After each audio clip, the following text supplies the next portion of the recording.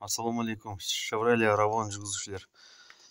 Мына автокөлік қыста салқындау болады деп жазып жатыр кейбіреу. Түкте салқын емес, қыздырып алса болды автокөлік жүрер кезде. Одан кейін мына алдыңғы жағын көрдіңіздер ме, мен целлофанмен жауып тастадым.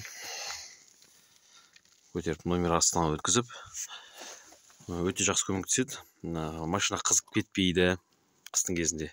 Өйткені бұл шойын блок, чугунный блок дейді ғой. Аса бір қатты қызуға ұшырамайды көлік. Енді сол астыңғы жақтың ғана бөлігін ашып қойдым міне. Өте жақсы, мына жерде гур шлангысы бар. Бәріне жылу айналып тұрады. Шеті кішкене ашық. Толық бітеп жапқан жоқпын. Кейбіреулері мынаның решетканы алып, ішіне кардон салып тастайды. Кардонмен жауып тастайды. Оның жаңағы жұмысы да көп, әуресі де көп. Осылай ғана қарапайым әдісті қолдануға болады.